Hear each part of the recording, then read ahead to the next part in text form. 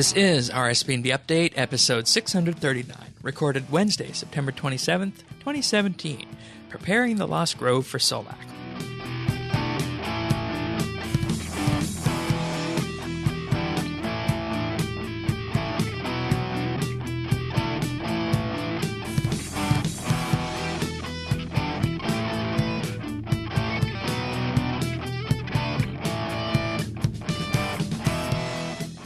Hello, everybody, and welcome to another episode of RSBANDB Update. Dave and I are here this week. Hello, hello. Also joining us is Paul, or PFK99s. Welcome back to the podcast. Howdy, howdy. Should we tell the story? You have to. Yeah, okay. Dave, you ever heard the story about how Paul got an update to begin with? I don't believe so. Let's hear it. Alrighty, so Paul, once upon a time, was one of our community members who ran events, and but before that, he took part in our events, and we used to run these events to get on the podcast. And one of the events we ran was, I believe, it was a Valentine's Day picture contest for RSBANDB Update. So what Paul did is he sent in his RuneScape Valentine's Day screenshot. But of course, what he did for this is Paul actually got married to someone in game for RSBANDB Update. So ever since then, Paul has been known as the guy who got married to another guy in RuneScape. Oh yeah. So in the trying times, you do what you got to do. Do what you got to do. No judgment. No judgment. Don't you just love that story? And it worked. I do love that story, and I think I remember that picture contest now that you say that. Absolutely amazing. I remember somebody. Didn't somebody go to pest control and get like everybody with HP capes and like a heart fashioned or something, or was that a different contest? Somebody did that as well. That one didn't win. Paul won. I actually remember that now that you mention it. Yeah, that was way back in the day. That's got to be somewhere around 10 years ago. Yeah, I was gonna say it pains me to say it, but that sounds. We're about just a bunch of ago. old farts here. Yeah. Also, speaking of that, someone at RuneFest was wearing a shirt that said "Buying GF," and his girlfriend was with him in a blue party hat, and it said "Sold." Sold. I did see that. Saw that on Reddit. Yeah.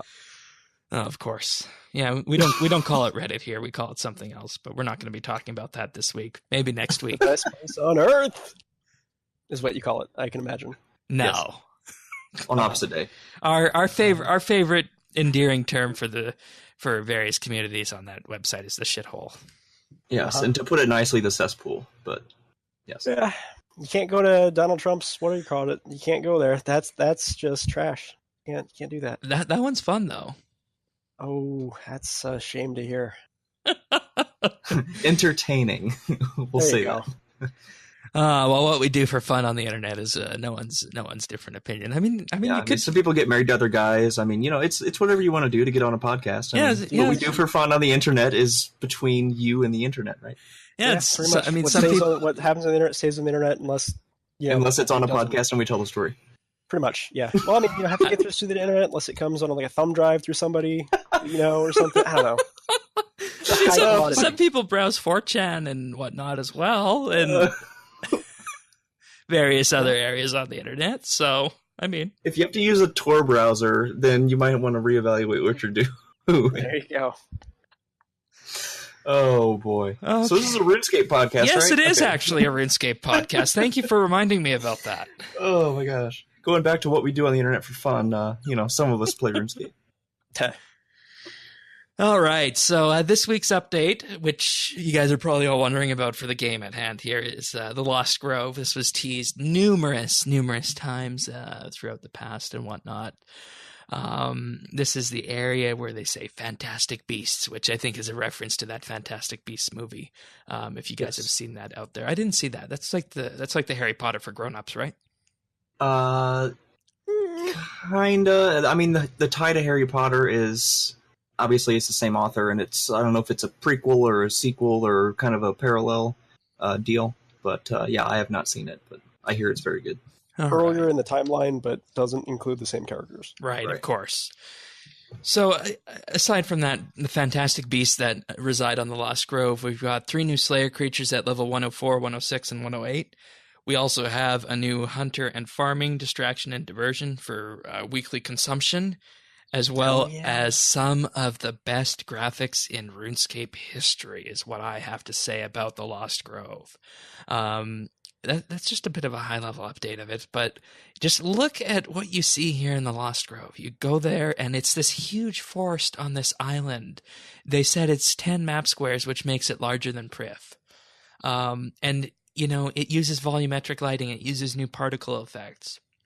It uses skybox filters. It uses everything that we have come to expect from the NXT client that makes RuneScape great in 2017.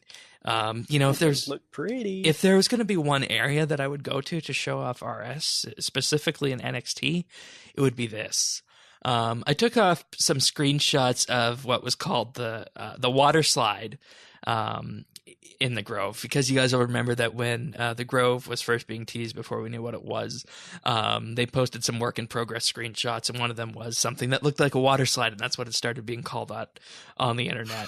So I took some screenshots of what the water slide actually turned out to be, and what it actually is a bridge made of logs and whatnot that allow you to access the Grove from the portal and move your way up to the huge island. So that's what the water slide is. And just for perspective here, you can see my character all the way up on this screenshot, and the screenshots will be linked at update.rsbnb.com, but you just get a massive idea of how large this area is based on the fact that I pulled my camera back all the way that I could, based on what the free cam option in RS or the Orb of Oculus will let you do. And it makes your character that small. And this doesn't even encompass, you know, one large area of the Grove. This is just a very small pinprick of the area that we have access to with the Grove. So it is utterly astounding, the graphical work that went into this update. So really amazing with this. What did you guys think of this? I mean, this is obviously the next generation of RuneScape graphics. So, yeah, it looked pretty great. Yeah. I really like it as well. It easily has to be among my top 3 in the prettiest areas in the game now, especially just with I just like the atmosphere and the environment. There's not too many places where the trees sort of extend past your gameplay camera.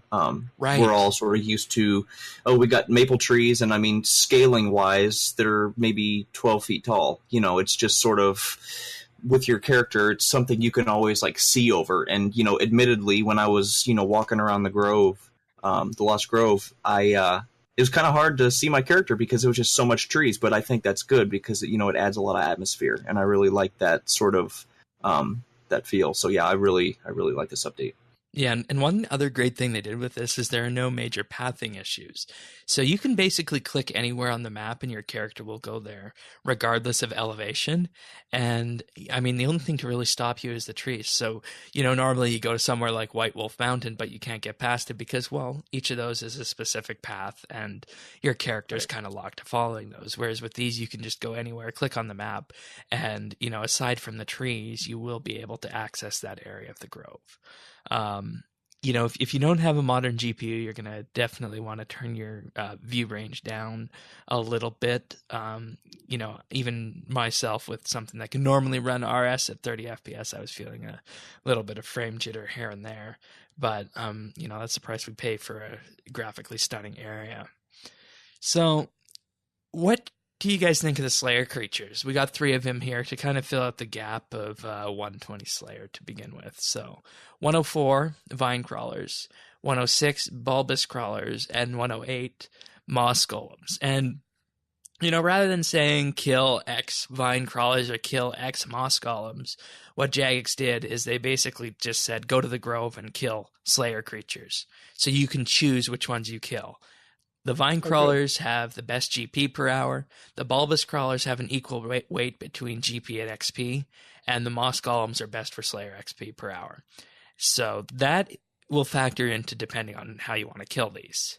Now, each of these also has a different attack type. The Vine Crawlers use magic. The Bulbous Crawlers use ranged. And the Moss Golems use melee. So you can see kind of the differentiation here. You can either differentiate yourself based on combat or what you're going for in terms of trying to, I guess, maximize your GP or XP or combat type.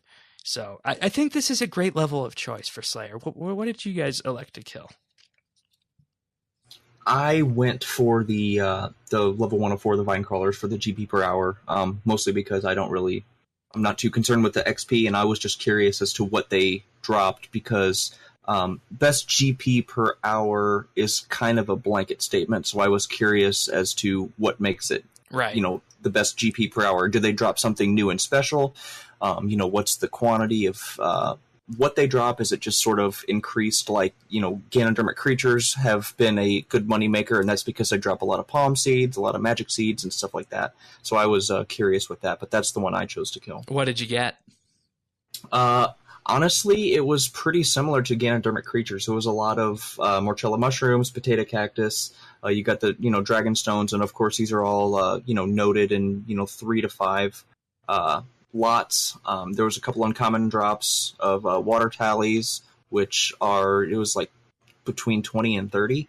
So that was about 100k for the uncommon drops. The common drops range anywhere from 5 to 25k. So just to put that into perspective for any of you that are curious what the GP per hour rates are.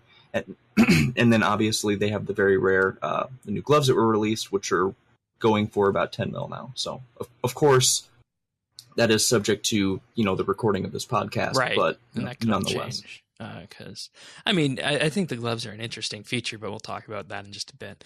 How about you, Paul? Which ones did you go for? I went for the moss. Nope, not moss. Bulbous crawlers. Okay, apparently. So right in the middle. Yeah, right in the middle. I just hit 110 Slayer-ish, something like that. Yes, I don't know, pretty recently, yesterday. Let's call it that. And so they're okay, I guess. I don't know. They hit kind of hard. You have to run away kind of far. I wouldn't say that they are amazing. I had full decked out tier 90 everything, and I had to actually use food, so that was annoying. And you have to actually run away, so they you get hit. So they basically weren't Netflix and kill then. Yeah, I would not. I've never heard that. I like that expression. Oh yeah, we've used it quite a bit on the show. Oh boy. I was trying to watch some show about clones. I can't remember. I'm almost done. Something Black. I always forget the name of it, which is pretty bad. Orphan Black. There you go. And it's very interesting. And I almost died several times, but I did not die. All right. I look forward to exploring the area more as I get a task there, though. Yeah. As you guys know, I'm still below level 100 Slayer, so of course I can't kill these. So I'm relying on your guys' opinion for these.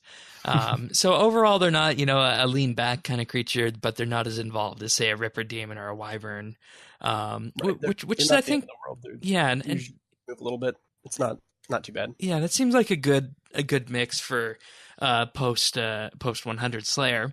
But of course, we know at RuneFest they said they wanted to change the way 100 Slayer worked, or 100 plus Slayer worked, so that it wouldn't just be Slayer of old, and it kind of didn't go very well, is the exact words they used. And 3 Slayer creatures at 104, 106, and 108 gives us a bit of a early, I guess, view of what the rest of the Slayer level table could look like once we inevitably get there. And I think it's going to be a mixed experience. You're going to have these kind of creatures sprinkled in, and you're also going to have new mechanics, which we'll talk a little bit about later in the combat talk when we get to that. So, all right. Anything else on these Slayer creatures, or are they just fairly run-of-the-mill drop-wise? I feel like they're pretty run-of-the-mill, honestly. I mean, Okay. I don't want to discount them and say they're nothing special, because I really just I like the update as a whole. But as for, oh my gosh, these are awesome, innovative creatures, I wouldn't go that far. All right, fair enough. They look pretty, which is nice. So yeah, it's nice of course. scenery. And, the entire area is so pretty. There's also a fairy ring you can activate with 5 Morchella mushrooms on the island. Now has the fairy ring code of BJS. Otherwise, the quickest way of getting there is by way of the Poison Waste Divination Colony. So everybody likes those BJs. Excuse me? What? Who said that? That was Paul. I don't know. Anyways, The main drop for these is what they're calling the hybrid Cinderbane gloves. They're a tier 85 hybrid item. They say they also have a strength bonus on par with a tier 70 item. And they do have a passive effect that poisons the creature that you're fighting. And this can stack with the regular poison or the super poison. So what they're saying here is you can effectively create a P+++ weapon, kind of like the old Dragon Dagger P++. Now you get an extra plus in there, and Back in the day. you can use it for whatever you're fighting. So I think they did this because... Have you guys ever used weapon poison since it ceased to be a thing? It seems terrible now. Yes, but only because I was basically trying to min-max to get a Telos kill, and it worked, and I haven't used it since. So it's not really something I've ever incorporated into my day-to-day combat endeavors. Right, and they're so expensive as well. Right. And, you normally just apply the poison now. You use it on yourself, and you get that effect. You don't need to apply it per weapon like you used to back in the olden days before EOC. And, in some ways, I think that was one of the most underused features of EOC is that you can have poison anywhere. It's annoying to use because they're so expensive. Mm-hmm. But so you can effectively have 3 poison stacks now with these gloves. And, maybe given the idea that you can, as you said, Dave, min-max it out so that you can effectively have 3 stacks of it worth, that might cause people to actually have another look at weapon poison. So right. It just adds on to your DPS that you're doing at the end of the day. But aside from that, the reason they said they did that in the strength boost is because they're hybrid gloves, and no one likes wearing hybrid armor because it puts a defense penalty on you. So I don't know. I'm personally not a fan of hybrid items, hybrid classed items, just because of the negative effects they put on you. But that's just me. So yeah, I typically, like I said, I don't really go hybrid necessarily in my everyday combat endeavors. But I mean, I do think they have their use cases. Dagonoth Kings, but that's just because if I ever get him as Reaper, it's just nice to throw in some hybrid, just so I have to, switch my weapons, and that's pretty easy. But right. I never really go on a Slayer task or sort of just wear hybrid armor, for the sake of wearing it, but it is what it is. Yeah. All right. Yep. So the other thing, of course, that came from this is the Wisps of the Grove weekly distraction and diversion. You basically, with this, need to track down 5 different wisps on the Lost Grove. You talk to Teely to begin this, and Teely will activate a series of 5 different mushrooms that will change color. So you can have up to 5 that you need to find. When I did mine, I got blue, purple, and yellow. So I only needed to find 3 because there were some duplicates there, but you can have up to 5 unique colors that you need to find. So basically what you need to do is you just need to run around all through the Lost Grove, and you get this little contraption piece, and you can trap the wisps in your bucket. And then after you complete it, you bring them back to Teely, and she gives you a special glowing liquid that you take to the central offering area, and you get XP in Hunter and Farming, which is equivalent of a medium lamp. And this area here in the center kind of looks as though it is where we'll end up seeing Solak when Solak arrives, I think, based on the fact there's this huge open area. So I thought that was kind of interesting to prepare that to be here. Other notes about this here, there's also a small chance that you unlock a follower pet that is styled after the grove. This follower pet is named Vinny. It's not a skill pet or a combat pet, so it's not going to be as rare, but it is a rare drop. It's just a general companion pet that you can have as an override. And there are no skill requirements for this, so presumably if you can get to the Lost Grove, you can begin this right off the bat.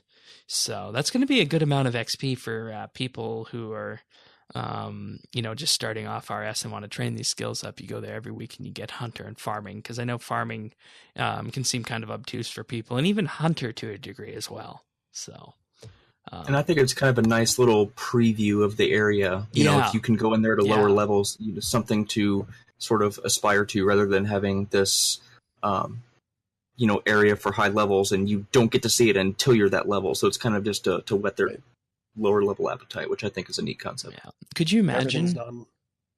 Sorry, what, Paul? No, I was gonna say everything's non non-aggressive, so you can just wander around as you please. Yeah. Right. Kind of nice. Could you guys imagine that, maybe we take woodcutting to level 120 and you end up there's special trees on the grove that you can cut, because these trees are actually trees in the sense that they're the appropriate scale of what they should be. Your character is not half the height of a tree. Yeah, not something you could hurdle if you're an athlete. There you go. Right. So, I mean, lots of potential here for other things that could be expanded into it. But I think one other thing I think that, everyone always has criticized Jagex for is that they would introduce a new area, but it would be completely barren and not have any usefulness to it. Well, here we are, a brand new area coming into game, a very large area, and we got 3 new Slayer creatures. We got this D&D. We're going to eventually have Solak. So there's 3 main attractions for reasons why you want to come to the Grove. And I could see all of these maintaining some level of attractiveness. So it's not as though that people are just going to stop coming here, because these Slayer creatures do look pretty interesting from their drop tables and what you can get from them. So overall, very well done, I think. So, anything else on the Lost Grove? I think we covered it pretty much. Yeah, I think we covered it. I think the best way to sum it up is go there and see it yourself, because it's really hard to describe over a podcast. And it'll be well worth your time to just check it out with your Orb of Oculus or free cam or whatever. And it's I don't know, it's just really sort of showcases the of what RuneScape can look like. So yeah, absolutely. There's also something I found interesting. I don't know what it's related to, but by the fairy ring there is a wisp that's called Chester, and if you examine it, it just has the examine info. It flickers.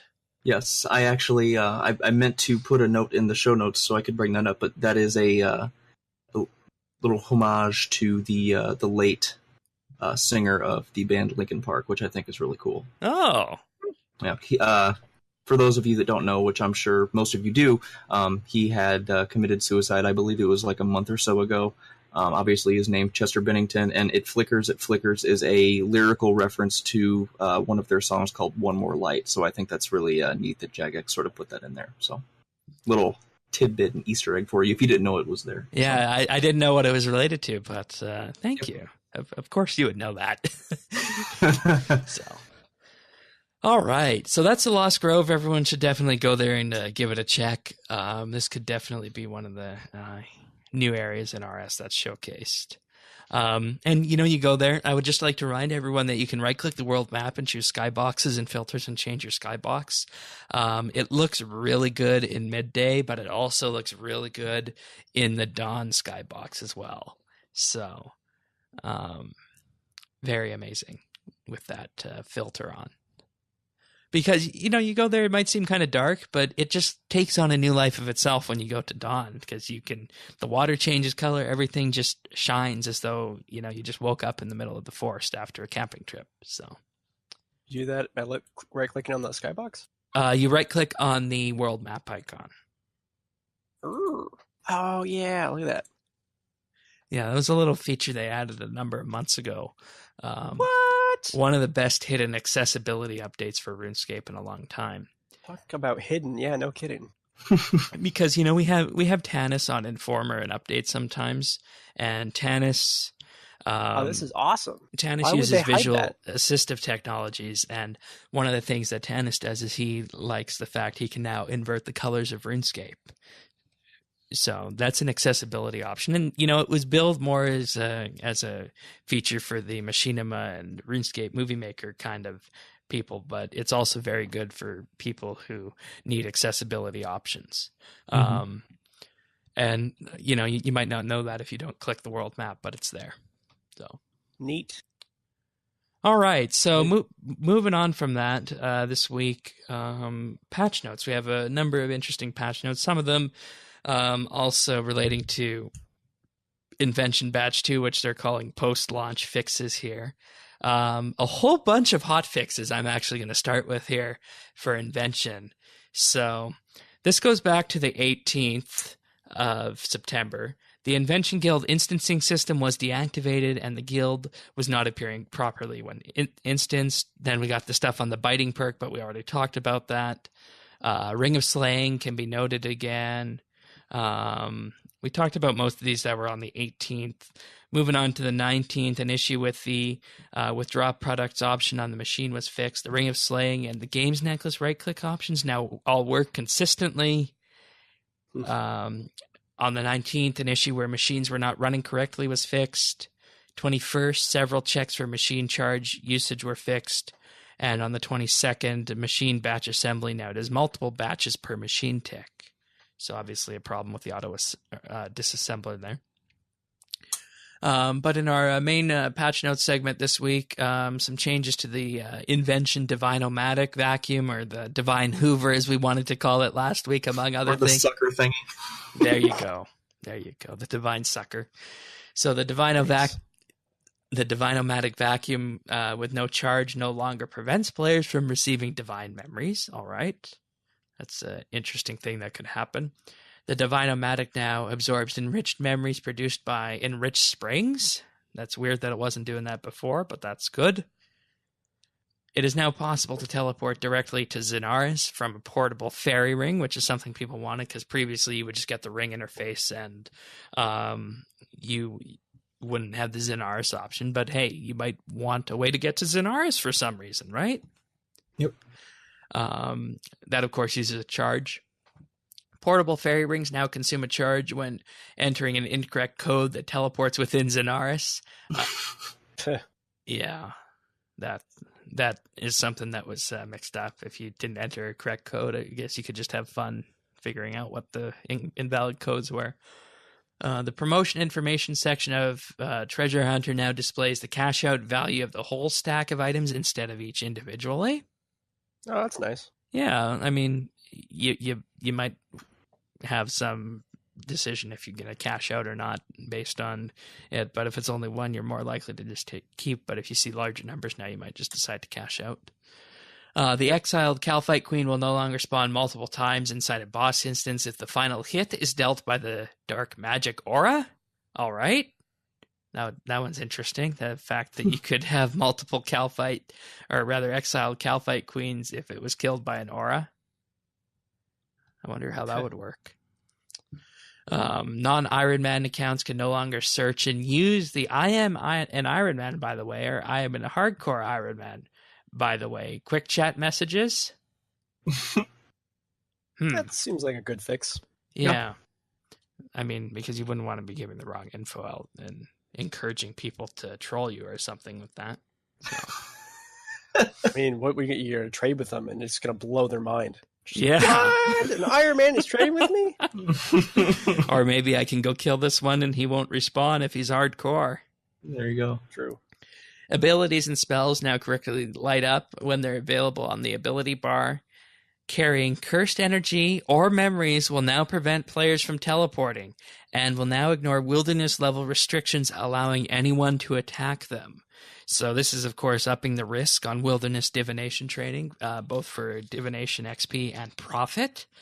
Yeah, I mean, I guess maybe it got a little bit too secure there. In fact, they had to make these changes. So I don't know.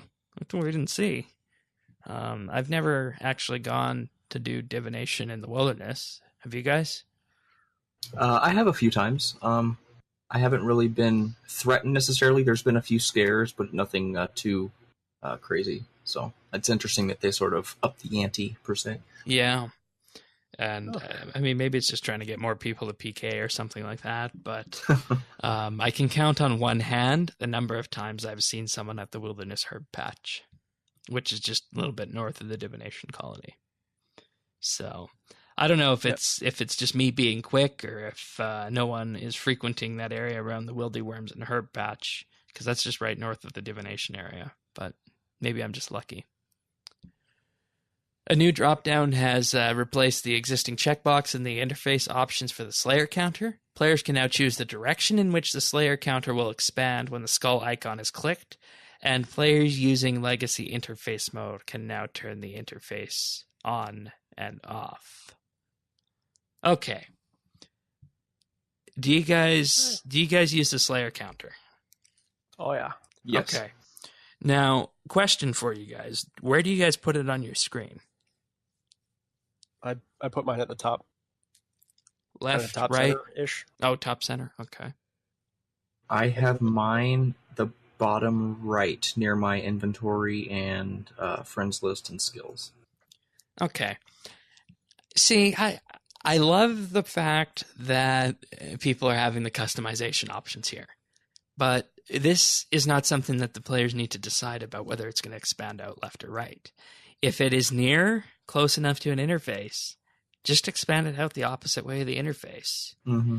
And if it's just somewhere in the open, just expand it out whichever way is going to work best for the Slayer counter. I mean, this doesn't need to be a toggle, and this is ultimately just making the RuneScape interface options and RuneScape options menu more complex for people who are inevitably going to, need to go in there and do something actually useful here. So, I mean, we're going to get to a point where someday that all these interface options need to be tidied up. And, I'm not faulting Jagex for doing this. It just feels like there needs to be a little bit more of an okaying, a process to okay the addition of new interface toggles like this, because Togglescape used to be a meme, but now it's real. And I'm sure there's some quote about when memes become real. I don't know. Maybe there is, maybe there isn't, but there has to be something out there about that, right? Oh yeah. So, just a little bit of a personal complaint there on that. Anyways, continuing on from that, the bank pin interface has been updated to be more in line with the visual style of other interfaces. Who could have guessed? The bank pin interface that we had put in place from 2007, I think, or maybe even 2005 or 6, has been updated finally. Granted, we got the update when RS3 came out and the color of the UI changed and whatnot, but it was the old-fashioned buttons and the old-fashioned font. Now it just looks a lot more modern. It doesn't use the old RuneScape font. It just uses a more general sans serif font, and the buttons aren't nearly as beveled outwards, let's say. So, using that flat design. Yeah, it certainly is flat. And did you guys know? I mean, you guys probably knew this, but you guys out there listening might not know that you can set up the Authenticator app on your phone to work for your bank. So you only need to enter that in once every couple days. I did not know that. And Neat. of course, if you log in on a different computer, it will ask you to do that again. So RuneScape Authenticator can work inside the game as well. But I think we'll be talking about that in next week, because I think next week is customer support week. So we'll probably have the usual segment on Authenticator and two-factor authentication and get everyone using it who isn't. So, anyways, next up, the total amount of currency held in the currency pouch, such as rare tokens and whatnot, will now be displayed in the chat box when that currency is added to the pouch. So if you basically add a piece of currency to the pouch, it will now say that you have X amount in your pouch. So I think that's a nice little fix, so you don't see, you just have 87K divine memories or something like that. So that is nice. Yeah. At least when I was mining a lot, I would always get I don't know, whatever the heck you get for shards. Golem shards or whatever, yeah. Golem shard, yeah. And then I'd be like, do I have enough to go make something? And I have to, open the interface and figure it out. And if it just tells you, that's pretty nice. Yeah, I agree. And finally, the Twitch button has been removed from the ribbon. Yeah, that's been dead content for a bit, I think. Yeah. Judging by the numerous annoying posts on the subreddit. Oh, you follow that area, eh? Follow isn't what I would say, but yeah, I am subscribed. Okay. Well, we're going to have a chat later about that. You just sit down with Papa Shane. Well, no, not necessarily a negative chat. I just need someone to share thoughts. I just need someone who's willing to wade into that a little bit, maybe. Yeah. But an ambassador, if you would like to call it. I don't post stuff. I mean, I can just look at stuff. I don't know. Reddit's how I get most of my Oh, that's stuff. how you get most of your RuneScape jollies? Yeah. Or jollies, I guess. Oh boy, who'd have ever thought RuneScape Jollies is coming from the RuneScape subreddit? Right? They're on a microtransaction binge. Oh yeah, Very dull. I imagine they are. I imagine they are. Get Bond. Get Bond. Oh god, it's very yikes. It's almost neurotic, I'd say. Yeah, there's only so much that's useful. I Anyways. get it, but jeez. So the Twitch button was removed, of course, because Twitch support was removed from the NXT client. Twitch support existed in the Java client, but I think we all know by this point that the Twitch crowd for RuneScape is on old school. So Yes. that's fine. Anything else from the patch notes for you guys this week? Nope. Nope. Okie dokie then. We're going to move off into our continuation of the RuneFest talks. I said we were going to discuss combat and lore on this week's podcast, but the lore talk was just simply too massive. The lore talk on its own was an hour and a half, and the amount of notes that I had on the first 15 minutes of the lore talk were as many as the notes that I had on the RuneScape Reveals segment. So suffice to say, we are not discussing RuneScape lore on this week's podcast. We are instead, I know this might be a bit of a shock to people, but instead what we're going to do is we're going to do a dedicated podcast to RuneScape lore, and specifically the RuneScape lore that was talked about at RuneFest. Which is, I think, a good thing to do at this point, because we really haven't talked too much about lore since last year's release of Sliske's Endgame. And there was a lot of revelations about what was currently happening with all the gods and whatnot after Endgame, and where things will be going in the future. So we're going to save that all for a RuneScape lore podcast with appropriate people on that show, because there were things in that show that even I didn't understand. And that's saying something coming from RuneScape lore. And nothing against you two, but I don't think you two are RuneScape lore fanatics based compared to how some other people in the RSBANDB update family are. No, I definitely do not do lore justice, and I fully admit that. So I entrust the lore discussion and dissection to others than myself. Exactly. Yeah, that's a fair assessment. So the RuneScape Combat Showcase talk started off with the Lost Grove, which we just talked about, so we're going to skip over that. They also talked about Solak, and Solak is going to be talked about on the RuneFest Reveals episode, which came out back on Saturday, so update 638. We got full analysis of it there based on that.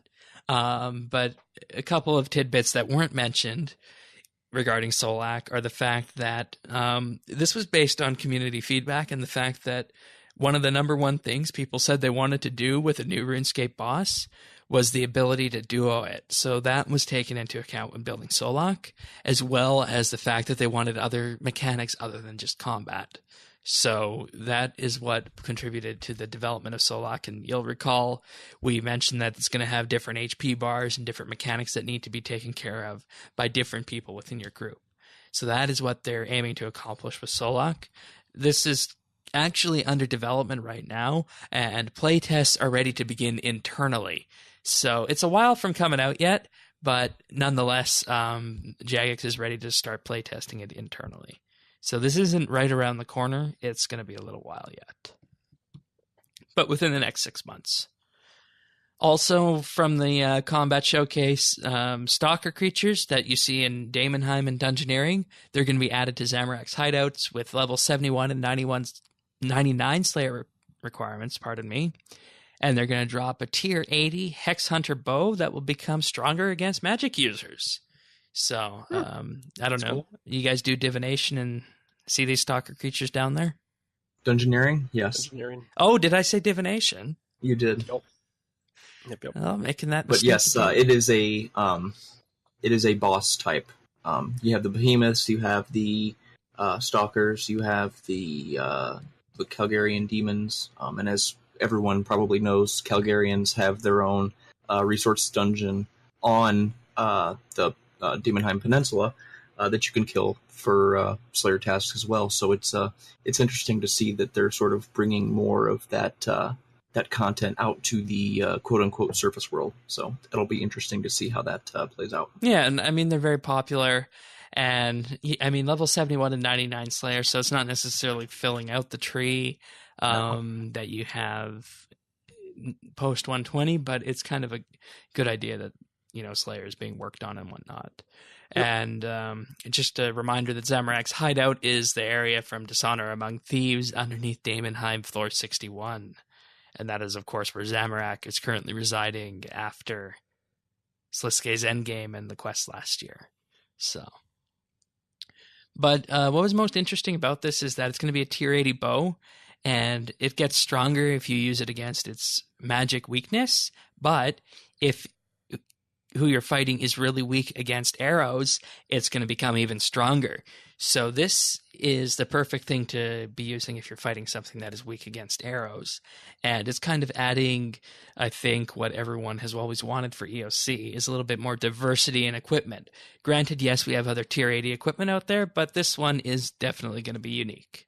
So very, very situational, and I think that's a good direction for the combat system to go to give it a little bit more depth in general. So. Oh, yeah, definitely. And I mean, you can look at this all the time and whatnot, but when it comes down to it, that is something that's still lacking with EOC. So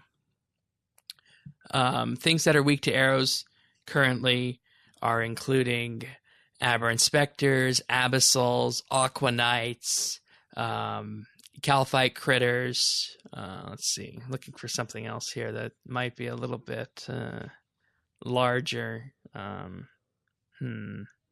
Tazar creatures, various Tazar creatures, ancient mages, maybe. So, gonna be lots of interesting use cases for this bow. It'd be very interesting to see what happens. Depends how fast the bonus racks up. I guess becomes stronger against magic users if it's like an instant stronger, or if it's a kind of a gradual build. Because if it's a gradual build, it's only going to be useful against larger ones.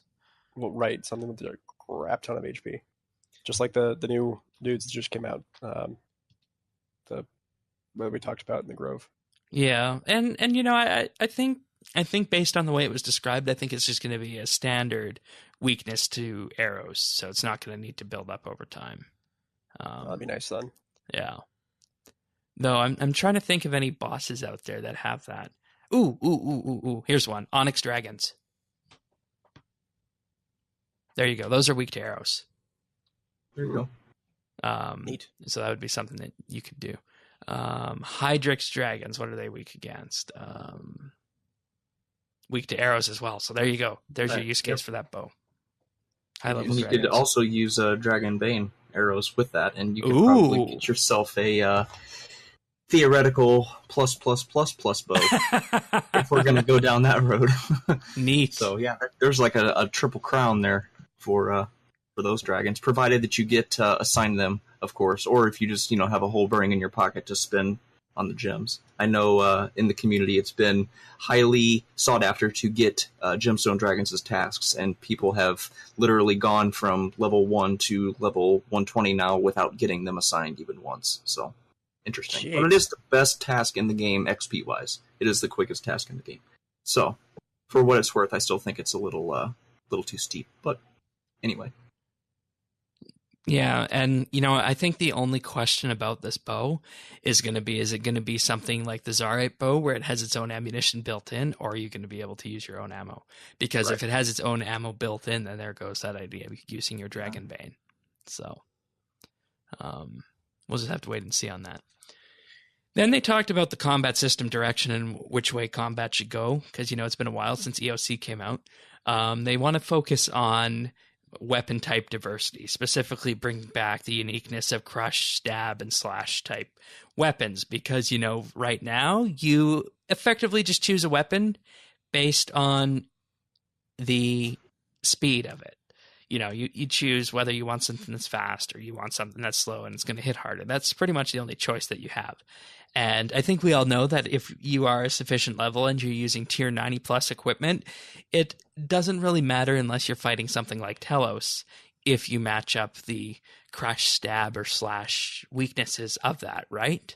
So, for example, if you're fighting demons, you're going to be best off to just use magic against them. it doesn't matter if you're using earth magic or fire magic. Just as long as you are using magic, you're going to want to kill that black demon using that. So it doesn't matter. So, oh, I'm sorry. I got that wrong. Oops. Black demons are weak against bolts. I was going to say anything. I figured you knew what you're talking about, but anyway. Hey, you guys are supposed to correct me here. That's what you're here for.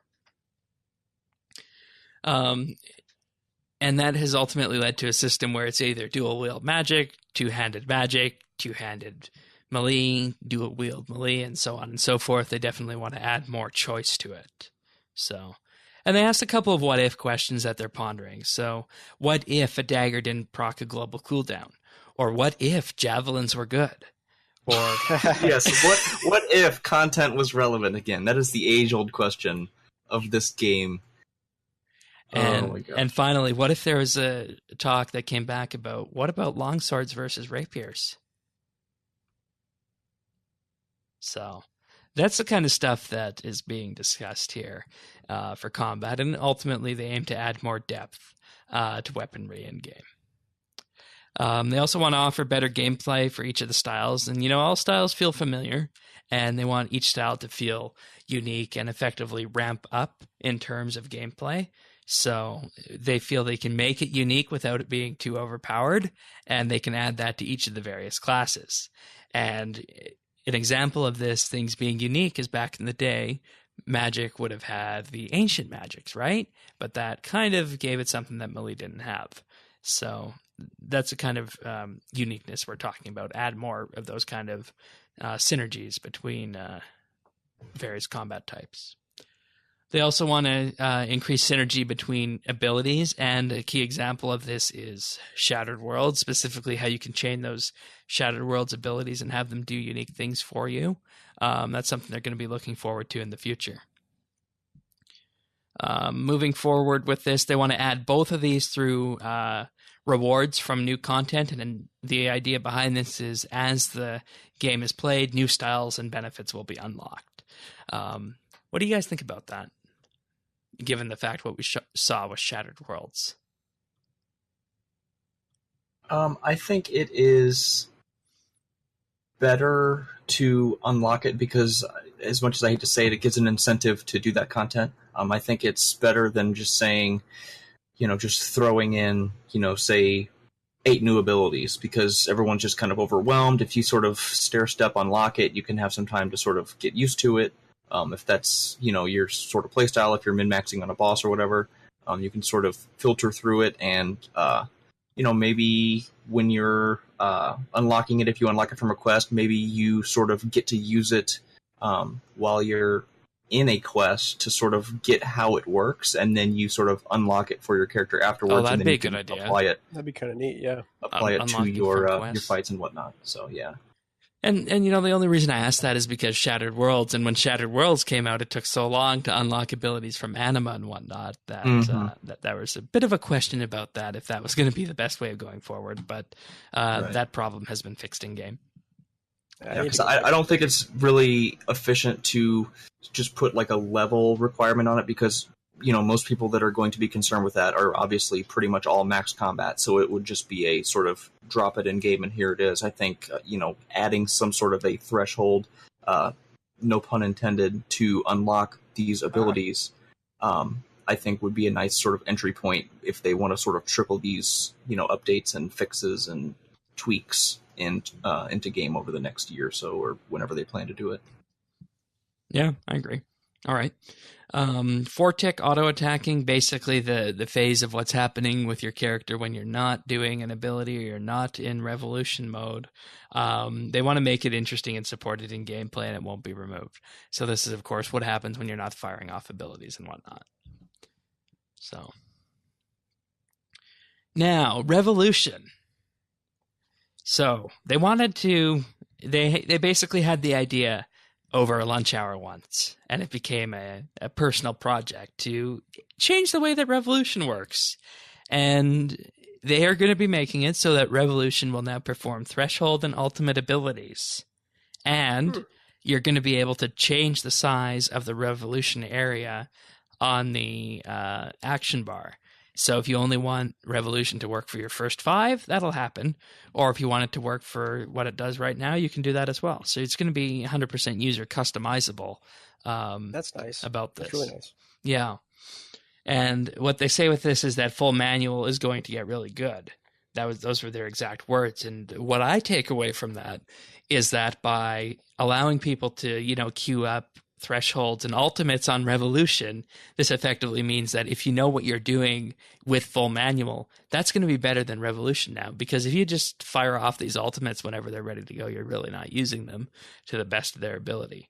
Whereas if you are going manual, you will be able to know exactly what to do and when to do it.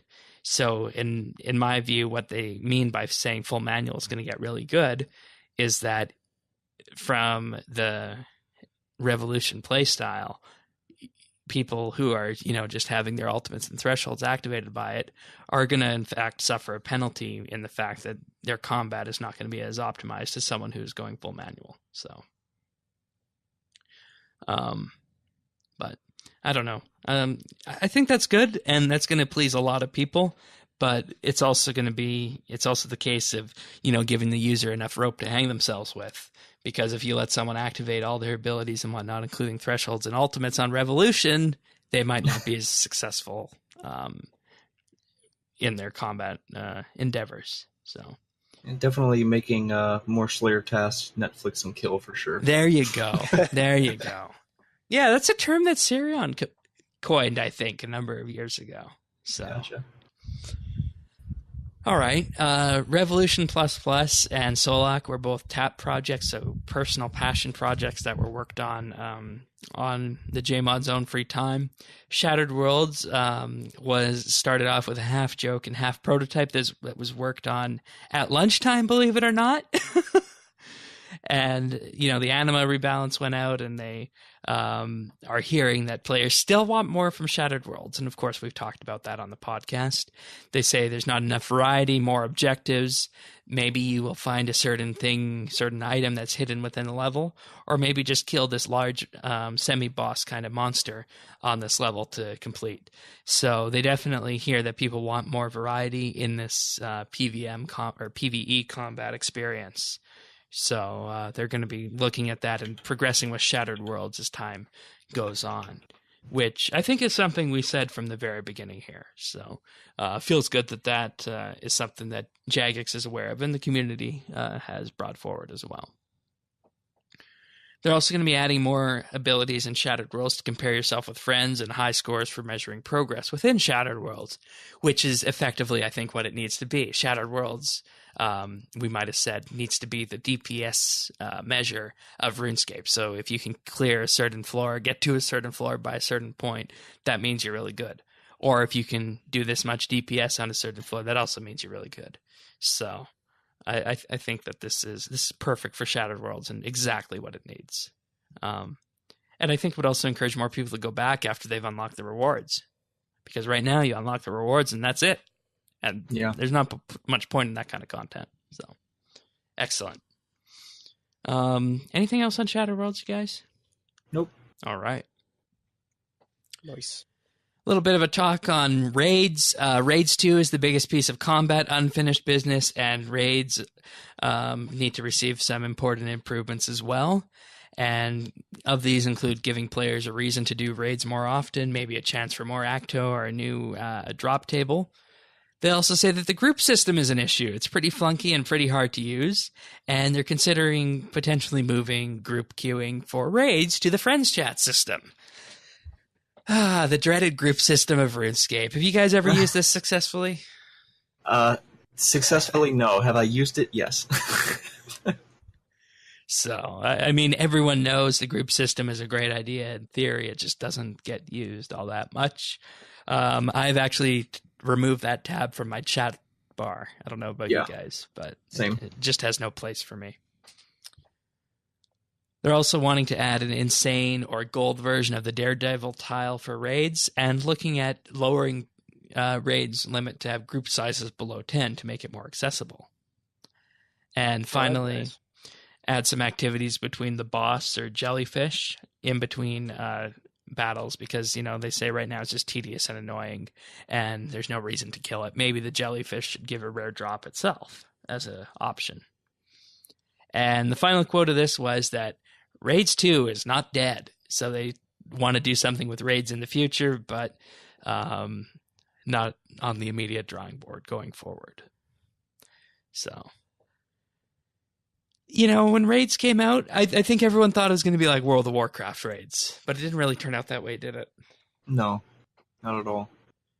If anything, going to God Wars is more like World of Warcraft style raids or going somewhere else for boss killing. Right, because they encourage, doing other things than just the boss, because basically raids right now is just killing 2 big bosses. I mean, there's really nothing raids about it. Now, if there was more stuff, say if there was maybe 2 or 3 sort of jellyfish type deals in between, or if there were more group puzzles in between bosses, then I could justify it as being a quote unquote, true MMO raid. But right now it just really doesn't feel like a typical raid. But yeah. So, all right. And now here's something everyone else was hoping for with Menaphos and 120 Slayer was be your own Slayer Master. So this is something that is being talked about and maybe being worked on inside Jagex, is the idea that Slayer Masters could get together and invite you to become a Slayer Master post level 99. And this would then encourage NPCs to come to you to get Slayer tasks. They would ask you for tactics and equipment advice, and then based on how well you advise them, you would get some of their XP and loot.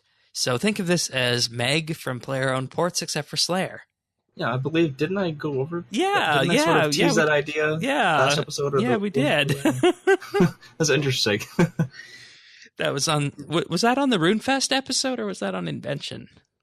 Oh, gosh. I think it was the RuneFest episode. I'm not sure. But yeah, I mean, I know it was definitely recent, because it was fresh in my mind. So, no, yeah. That's interesting that they're pretty much going right along that path. So. Yeah, and I mean, that makes the most sense about what to do with it. And it kind of also would be an interesting way of looking at it once mobile comes out, is that you get on your RuneScape mobile device and you see, okay, I'm going to go hand out some Slayer tasks to these NPCs, and you just go in, pop in and do that, and you can get some Slayer XP in the day. So it's adding another way to train Slayer post level 99, which I think would be really good. So pretty cool. Right on. And then they talked about Mod Pie's favorite boss that he gets to design, because he has never designed a boss, but he did design most of the combat system with EOC. So he says that his new boss, which is called Hostilius, is going to be, quote, the most badass demon boss we have in our lore. So it ingests other demons. Its size could dwarf even a god.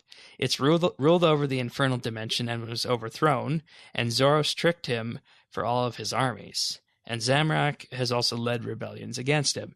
He has since been banished into the abyss. Of course, referring to the actual abyss in RuneScape. He would need to be killed from the inside out. You would need to break your way inside of his body and then kill him from within. The idea behind this boss is that it would scale for any number of players in solo or a group. And they're aiming to have 3 difficulty levels. Casual mode, which would be for questers, or kill count for Reaper titles, or Master Quest Cape drops. Normal, which is gameplay based, so this would be Queen Black Dragon level difficulty. And hardcore mode, which would be the most difficult NPC on release. And if any JMods can kill it in the internal playtest, it will be made even harder, Mod Pie says. So, yikes. Yeah, they're definitely going for it with this one. And the thing I am most excited about with this, and I know lots of people are going to be, is the casual mode. Because we've talked about this many times before with, Next Angel of Death being the most recent one, that it doesn't make sense that a quester or someone going for Master Quest Cape should have to go out there, learn combat, and grind out these kills to get a lore requirement. I mean, that just makes no sense whatsoever. So it's nice that they're adding a casual mode for people who just want to kill it for, the kill count or the questing drops. So I think this could be a blueprint for all bosses going forward. Yes, except maybe special ones. I hope it is, for sure. But like that, out of all of the combat talk, I think that that one line right there, or that one concept, really stood out to me. I think that's huge in terms of, like you said, the questing community, the skilling community, the completionist community. I think that's awesome to where, they make it accessible, but people that want to go absolutely hardcore and want that PVM experience can have it, but the people that just need to sort of tick it off the chart and do it once can also do that without, having to basically relearn the game or, buy a crap ton of high-level weapons and gear. And I just think that's a really good... I mean, even if it's just an entry point, if you do casual, hey, I like this, you can sort of move up to the next one, and it might get more people into that. I think it's just a great sort of, like you said, a blueprint, and I hope that they sort of stick to this on future releases for bosses. So. Yeah, definitely. Be nice. It'll be like training, except you actually can get some drops. Yeah, exactly. Yeah, and, one of the things that comes to mind with this is the Giant Mimic. Now, of course, the Giant Mimic is a boss that you need treasure hunter requirements to kill, but the Giant Mimic was accessible to anyone to kill. As a result, the Giant Mimic was an interesting thing because it introduced people to the concept of killing a boss. Another one is the Giant Mole, except we all know that the Giant Mole really isn't that mechanically deep. So this could be an interesting way of getting people into bossing and PvM combat, I think. So... definitely on the right track with this, and would love to see this be a template for future bosses going forward. Like, could you imagine if this kind of mode existed for next Angel of Death or Araxor? Oh, that would have been awesome. So that would be really great. I could even backport potentially, depending on how well it goes. Yeah. Kind of neat.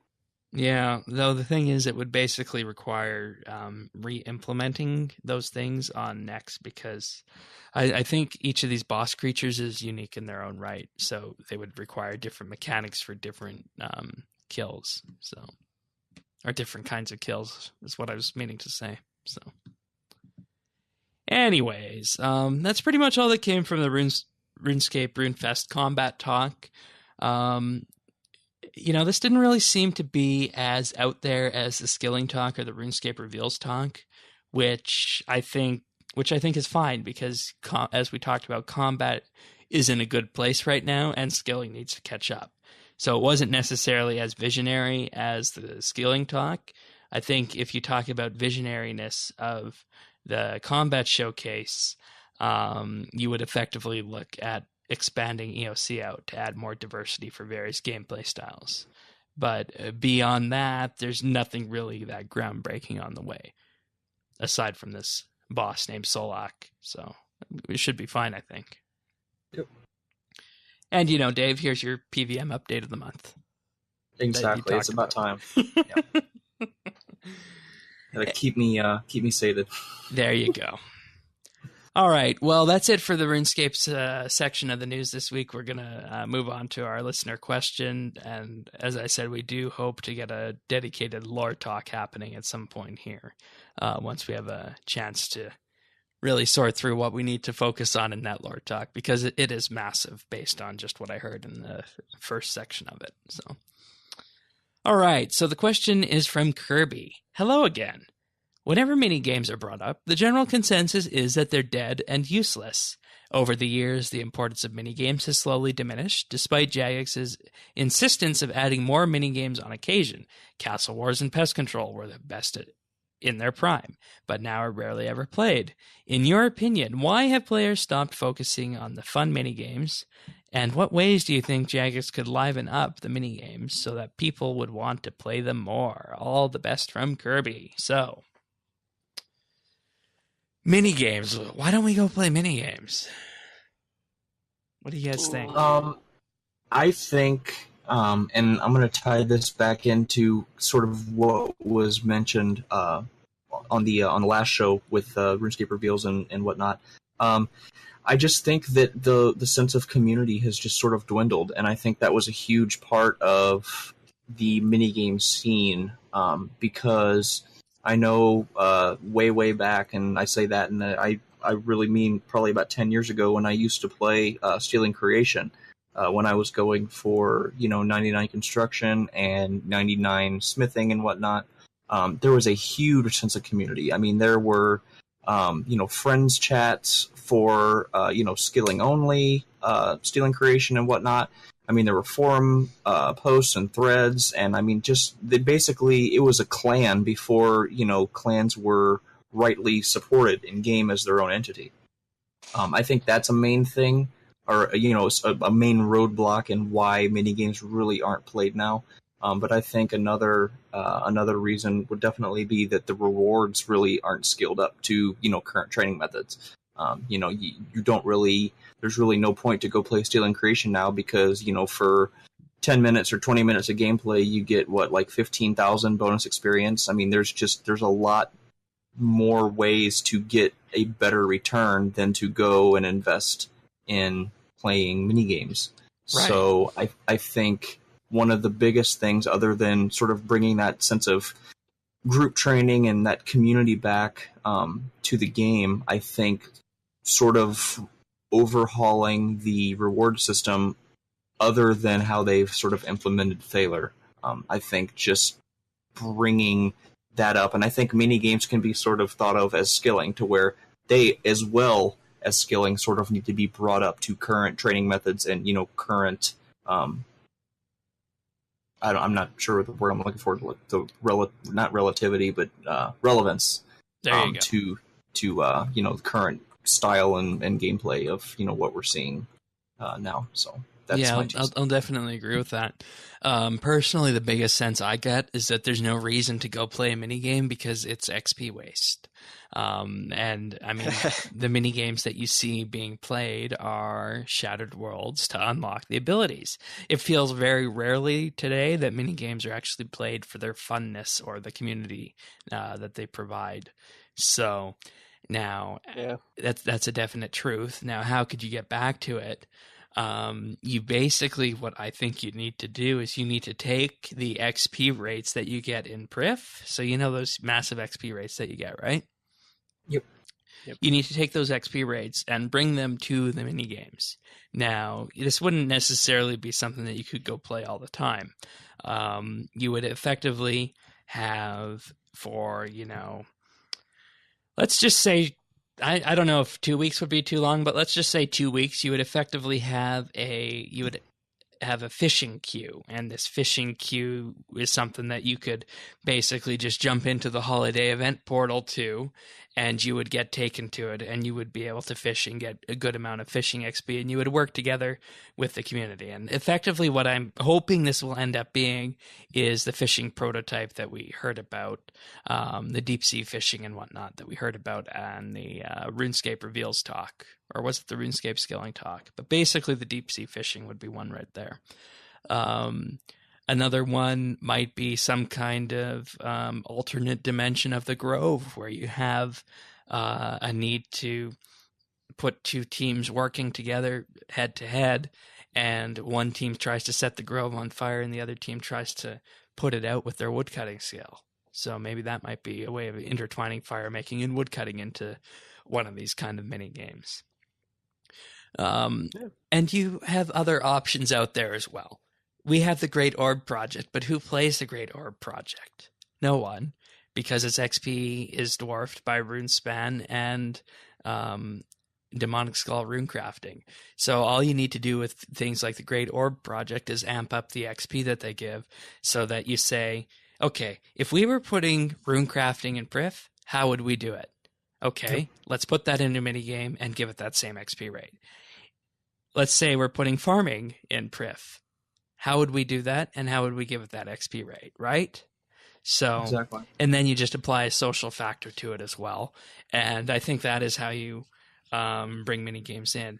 And rather than doing a Thaler kind of system, that works for the old mini games. So what you would do with these ones is they would be, every 2 weeks or every week or so. And I think that would be a good way of doing it. And, what they could also do is they could also provide a unique reward that if you play it for 7 out of 14 days, you get a unique item for that skill. And this only comes around once every few months, so it's another good reason to play the minigame. And I think that's something we could all jump on, especially if they gave those same kind of Prif XP rates. And like I said, is doesn't need to be in a specific area. You can instance it and have everyone go there and just access it via Portal and Lumbridge, Taverley, Prif, or the Max Guild, you know? So Exactly. I think that's a good way of doing it. But as for the older ones, as to what you would do with something like Castle Wars, it's got to come to scaling up the rewards, I think, unfortunately. Yeah. Though I think if you look at it, I think we all feel that playing Capture the Flag and RuneScape is a bit obtuse at this point. So Yeah, definitely. that might be a bit of a structural problem there. I remember when that was quite fun playing. Oh yeah, Castle Wars. definitely. Now it's I haven't even thought about it in years, let alone tried to even do it. And a lot of that for the older mini games is just getting people to go. There are mini games that you need multiple people for, and finding someone definitely to play with you is going to be a you need 20 people for Castle Wars for it to be effective. Minimum 10%. Minimum? Oh god. Well, I mean, I'm just saying what you need, but I mean, I assume you can run it with less. If they could get a world hopping feature built in, so that you could you can gather people from every world or every 20 worlds or something. Yeah, instance Castle Wars. Right. But And even you all then, join I don't that know way. if that would work. I mean, well, even just to get people to play, you can bring the rewards there, but if you can get rewards from 5-10 different things, and technically this is the fastest way to do it, then someone wants to do that, but that requires a lot of attention, and someone else wants to do the other one that it's a little bit less attention, but it's still community, and you split people. And with a lot of worlds being under 1,000, most worlds being under 1,000 at any given time, it really divides where people are actually playing. Yeah, maybe that might be a reason to look at reducing the number of game worlds again. And that was put up to poll. Players wanted it to remain the same. It's great for a lot of features, but it's definitely not good for mini games for sure. But for training areas, it's amazing. You don't have to kick people out of places, or even if stupid people come and kick me out of a Slayer spot, and I just hop to a different world, it takes literally 2 seconds. Like the person should have done in the first place, and I'm back to a fresh world. I don't have to mess with anybody. Yeah, you can actually access the world selector by right-clicking on the world map. Really? Yep. How do I not know any of this stuff? Do you use a Mac and you only have one button on your mouse? No, I'm not you, Shane. I use a real I use a real mouse on my Mac. Where's the other one? I just use it. I just press escape and hop worlds. What's the other faster way? Right-click the world map icon. Yeah? Yeah. It says, open world select. I gotcha. Yeah, I guess it could save a little bit. I can do it faster with... doesn't matter. All the same. I appreciate the extra information, though. And another problem we have is that Soul Wars and Soul Wars and Pest Control, those are two very mechanically different minigames, but they accomplish the same thing at the end of the day, giving a player combat XP. Yep. And that's another issue. It's good to have the diversity in terms of the actual mini game itself, but when they're split up like that, it's kind of hard to, determine which one you're going to go to. So I think there needs to be some serious thought about what the role of these are. Then on the other hand, you have just, mini games that are just for fun, like Trouble Brewing and whatnot. Those could once again amp up the skills and go on rotation, with the other ones that I mentioned, because there's no, yes, it's nice to have them in game and you can go play them whenever you want, but it would also be neat to see them revitalized with higher end Prif-esque versions of them with lots of XP coming out of them. So That's what I would do. But anyways, you guys have anything else on that one? I think I kind of monopolized the talking time here. I think that pretty much covers it. Yep. All right. Yep. So if you guys want to send your questions in, email them to questions@rsbnb.com, call or text 571-57BNB, which is 571-572-2632. And we also take open DMs on Twitter @RSBNB. And speaking of that, moving nicely into tech news here, this totally wasn't planned, believe me. Twitter is expanding its character limit to 280. So if you want to tweet @RSBNB, eventually you'll be able to do that with 280 characters. So, Twitter initially started out with 140 because of text messaging. And, the limit of a text is 160. And they wanted to add in enough space for the account name and whatnot. So that took it down to 140. And that's what it's been ever since. So now they're expanding out to 280. And they say that every language except for Japanese, Chinese, and Korean is impacted by the tweet limit. So some statistics from Twitter. Most tweets in English have 34 characters, but in Japanese they have 15 characters. And 9% of all tweets in English hit the 140 character limit, but only 0.4% of all tweets in Japanese hit the 140 character limit. Which makes sense when you think about the various languages, right? So yeah. I mean, I from my understanding, Japanese, Chinese, Korean, a lot of their characters, signify a whole word or, parts of a word or a syllable rather than having, the ratio to, English letters to quote unquote Japanese, Korean, or Chinese letters is higher than usual. But yeah. So with going to 280, and they say Twitter's about brevity, and it's what makes it such a great way to see what's happening. And there's always a chance that you could lose the idea of brevity on Twitter with going to 280. What do you guys think? You guys think this is a good move for Twitter, or is it too little, too late?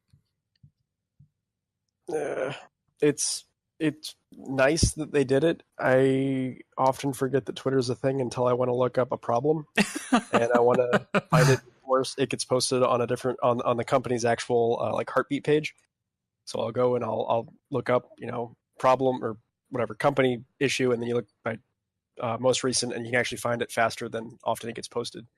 People complaining is a wonderful thing, but even then, that's not 280 necessarily. But you can still be short. You don't need to use the full 280 if you want to have a concise tweet, and you should if you're on Twitter. It's not a long rambling soapbox necessarily. Although it does anyway. Yeah, it's good. I don't know. What do you think, Dave? You think it's fine? I think it's too little, too late. Yeah. I think the concept is good, but I think again there are like 5 years, dare I say 10 years, too late. I think that if it was going to be there, it definitely should have been there, sort of off the bat. And I'm kind of puzzled at why it took them this long to realize that said languages are so different in that case. But again, just because increasing it to 280 doesn't really mean that we're just going to see the huge walls of text. And I think there are ways that they can sort of, I don't want to say hide, but, not make a timeline or a feed just these giant paragraphs, just have like an extend option or, whatever. But again, I think it is, too little, too late. I support it, but again, it is what it is. Yeah, and I mean, Twitter's at a point, too, where, from this, I'm getting the sense that, Twitter itself doesn't know what it wants to be. They're increasing the limits so they can see what people will inevitably make of the platform. Like you said, Paul, people who use it for complaining and whatnot. But I honestly would prefer Twitter work on other features. Maybe their free speech credibility, maybe let's be a little bit more transparent on what and who we're shadow banning. Let's also maybe not necessarily give us promoted tweets for things that have zero influence. Like the other day, for example, I got a promoted tweet for American Express, and we don't have that credit card in Canada. Oh, you don't? What kind of world is this? So, as you can tell, I mean, the Twitter knows that I'm in Canada. It gives me tweets and suggestions and search suggestions for Canada, but its ads are distinctly American. So it's a thing, apparently, at AmericanExpress.com/Canada. Oh. I mean, just like the United States, we don't use Amex down here. No one uses Amex. Yeah, let's be honest. Okay. Well, maybe that's even less relevant then. Maybe that's why they moved to Canada. No offense, Shane. Can't get these damn Americans to hop on board. Maybe we can get the Canadians to do it. Yeah, I mean, I feel like at this point it's just being used to talk to people and get our messaging out on RSBANDB. And I mean, aside from that, I don't see much of a use for the platform. No. And it would be interesting to see where they could go with this going forward. But I think 280 is too little, too late. So, anyways, that's a story regarding Twitter. That's what they're up to today. Next piece of tech news is that Apple has made the move from Bing to Google for Siri and iOS and Mac Spotlight results. Previously, if you would do a web search through Siri, you would get Bing results. But now they're moved to Google with the newest version of iOS. That's a pretty big move, isn't it? I would say so, yeah. And, I always found, I don't know if there's any way to quantify this, but I always found that Google searches were more reliable. I agree. For sure. Compared to Bing. What's interesting, though, is that image results, if you still pull up images with Siri, come from Bing.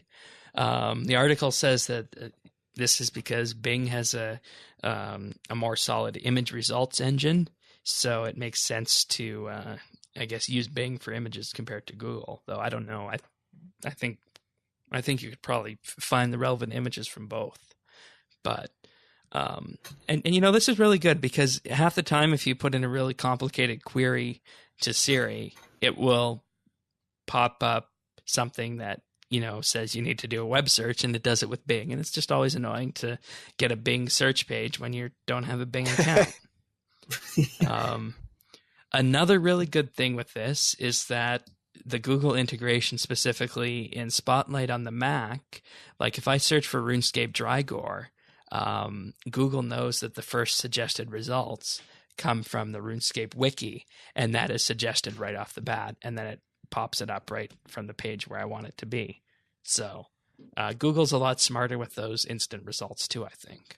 So they're quite good. It's I don't know, not 100% of the time, but between the summary or just the summary up top, or a summary of a full article or the summary at the top of the page, I don't necessarily have to click on any links anymore. And that's pretty frequent.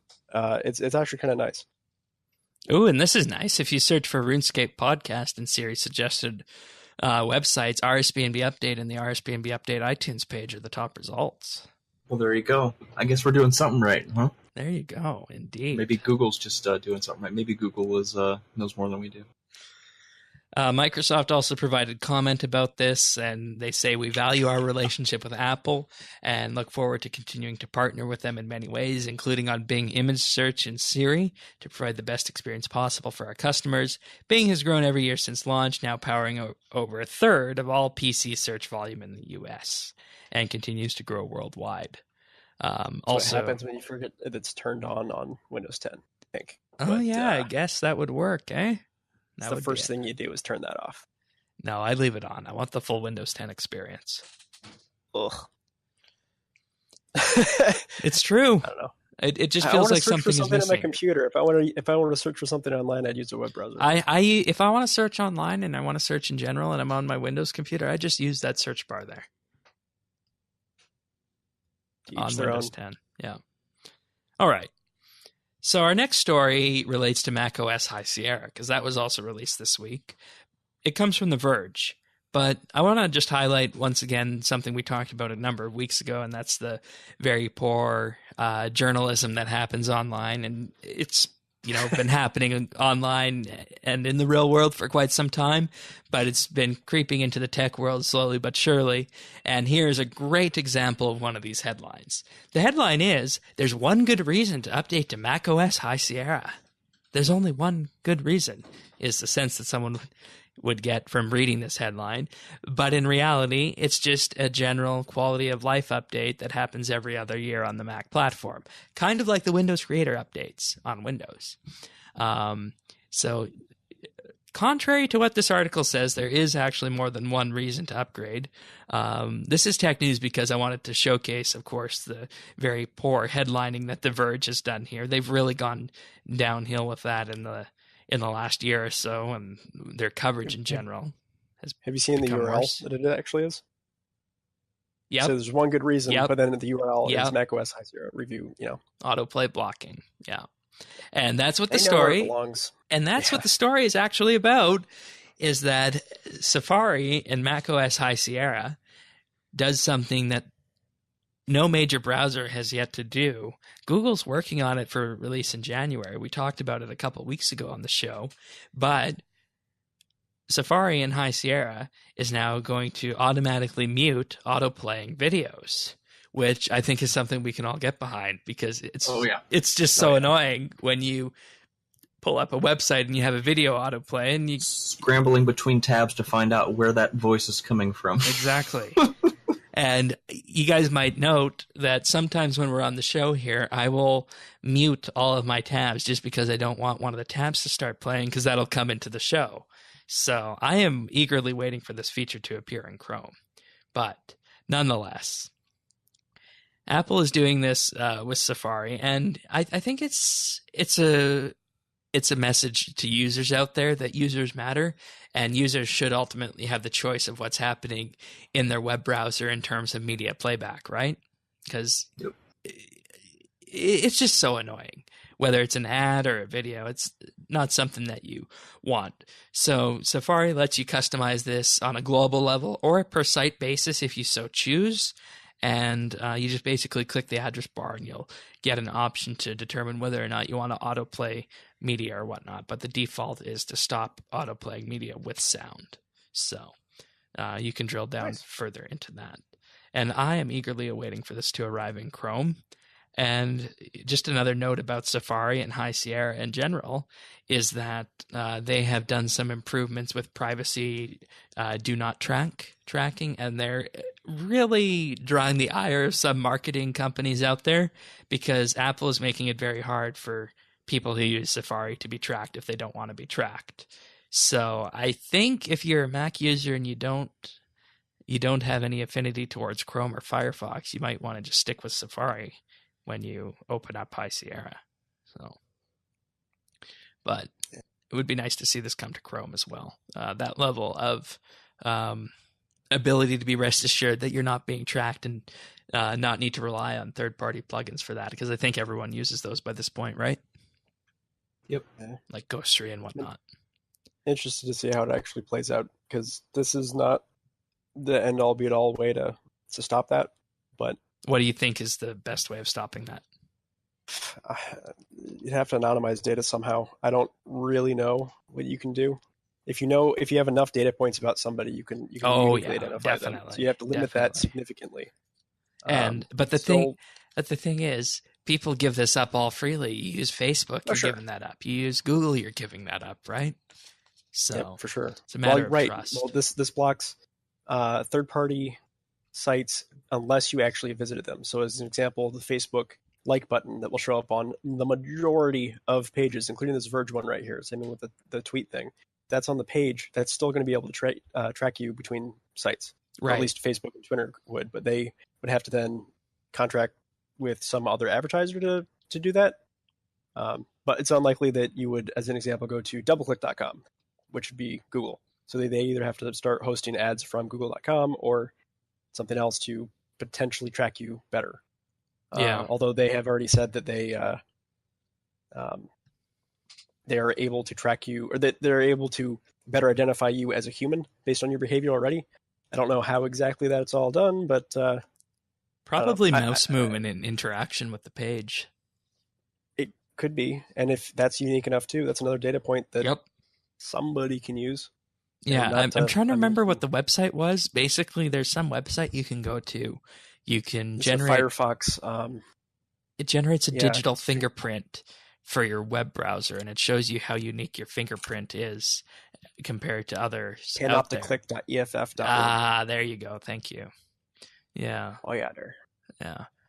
I'm not sure how I feel about the EFF in general, but this is an interesting little service that they have. So if you test yourself, it'll provide you basically the fingerprint for your web browser out there.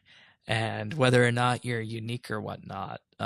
That's definitely something that can be very eye-opening, because you can look at various aspects like battery usage, because there's a battery API, for example, or force crap track that's built that. into JavaScript. Yeah. It really doesn't need to be.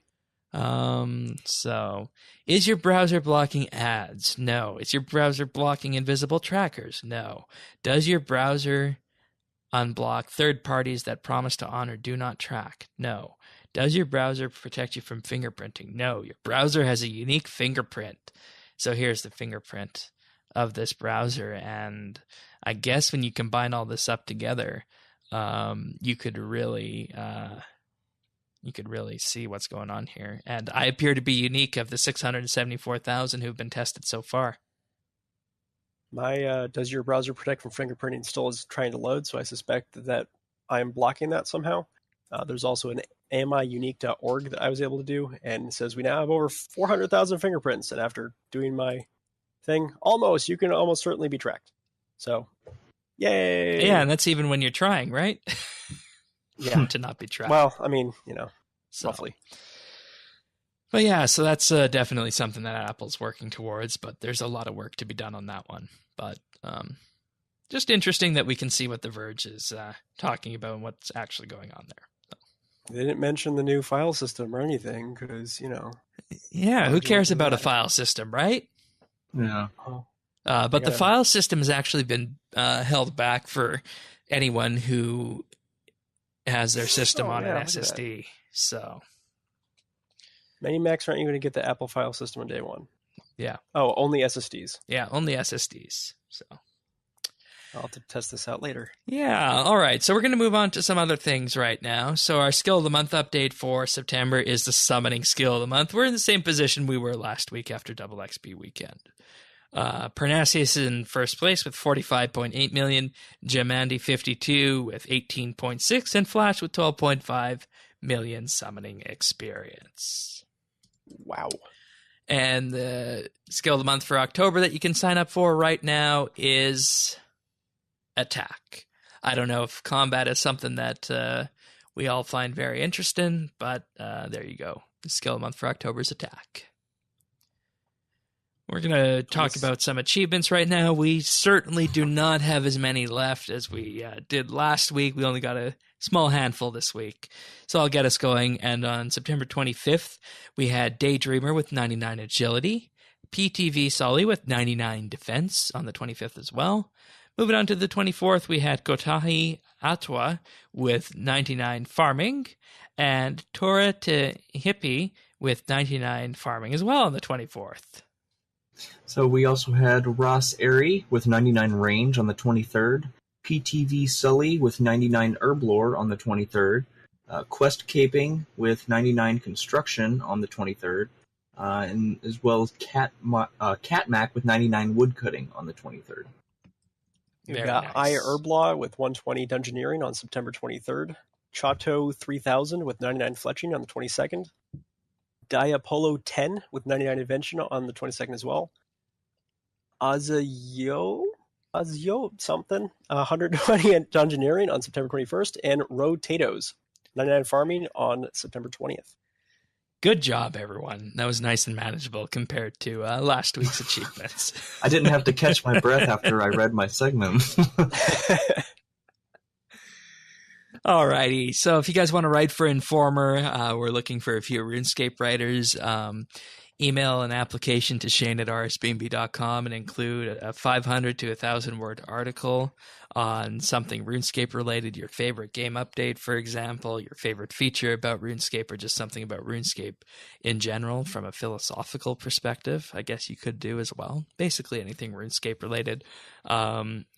You will write once a month for Informer. Articles are due whenever you want to set your deadline. We're very flexible with that. And we're also very flexible with topics as well, if you want to write about something that might be a little bit off the wall. So lots of opportunity for Informer. Just send those applications in to Shane at RSBANDB.com. All right. So are you ready for the pick of the week, you guys? I'm ready as I'll ever be. You guys know what yeah. the pick of the week is? No. Star Trek. There you go. Pick of the Oh, I week should have is guessed. Star Trek Discovery, which I premiered was this guessing, past but neat. Sunday. Yes. I feel really sorry for you guys in the U.S. because it's on CBS All Access, which is a obscure streaming service that I don't think anyone in the U.S. has. Here in Apparently it's on Canada, Netflix or something too. I yeah, don't know. here in Canada it's on the Space Channel, but in the rest of the world it is just on Netflix. So a very easy way to get it if you're anywhere but Canada or the U.S.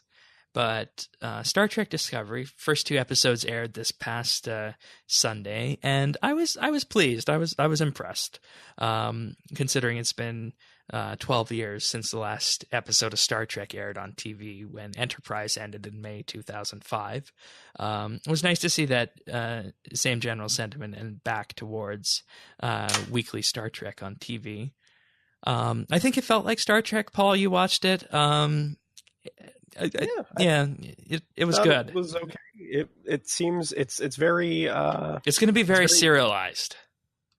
Yeah, I'm still kind of waiting for it to slow down. It's very very quick right now, which isn't necessarily bad, but it's not like Star Trek of yore. So we'll see how that goes. Yeah. And the graphics are just really over the top, and I'm sure that's because Star Trek's back, so they have to do that. But if it's like a movie every week, then I don't know. It's different. Yeah. And we haven't even seen the main character ship, of course, yet in this one. So Right. that'll probably be this week if I had to imagine. So in this week's episode kind of felt like a prologue, but we won't go through the exact story of what happened. But if you do have access to CBS All Access in the US, I would definitely recommend that you give it a watch. But if you're in the rest of the world and you have Netflix, that's going to be the easiest way to get access to it. I also felt as though it was it felt like Star Trek is what I wanted to say about that. And that's what everyone was hoping for after seeing the last 3 movies, because that can be argued about whether or not those felt like Star Trek when they first came out, right? So I think it was done well. But that's the pick of the week, Star Trek Discovery on CBS All Access in the US and Netflix everywhere else. Or if you're in Canada and you're lucky, you get it on the Space Channel.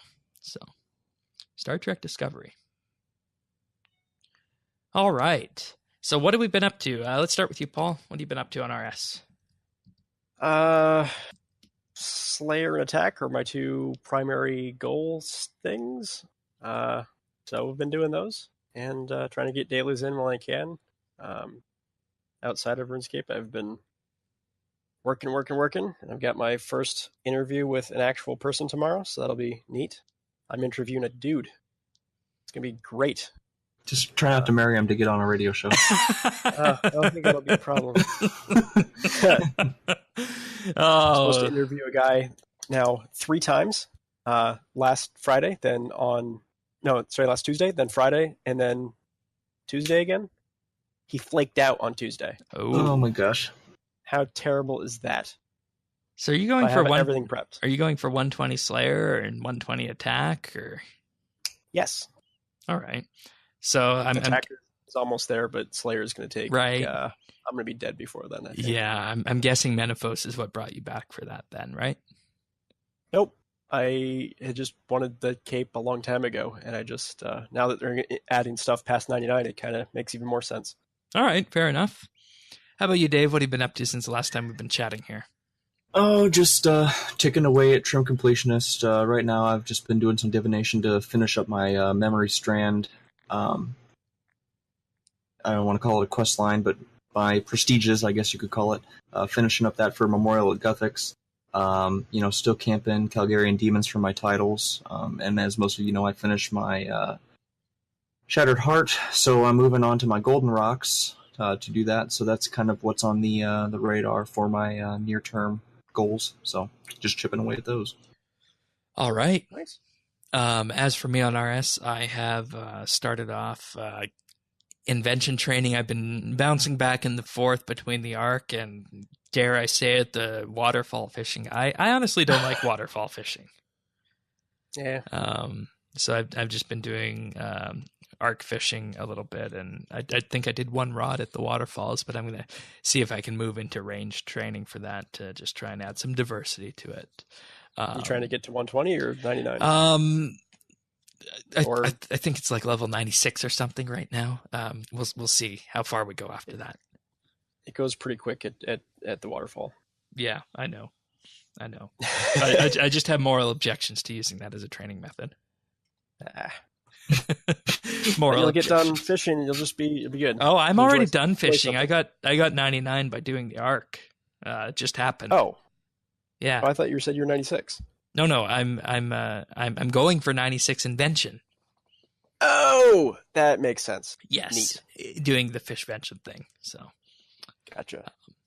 But also looking forward to those augmentable offhand skilling tools that are coming out that were announced in the RS Reveal segment. Those look really neat. So, but anyways, I believe we're good for this episode of Update. Anyone got anything else? I think we covered it. Okie dokie then. Well, with that being said, we'll see you next week for another episode of RSBANDB Update. If you want more in the middle of the week, you can find us in-game at our friends chat, Bits Bytes. And if you want to find us on the Twitter machine, that'll soon be tweeting up to 280 characters. We're at RSBANDB, so follow us there for all the RSBANDB Update goodness you've come to expect. So see you next week, everyone. Every week. See ya.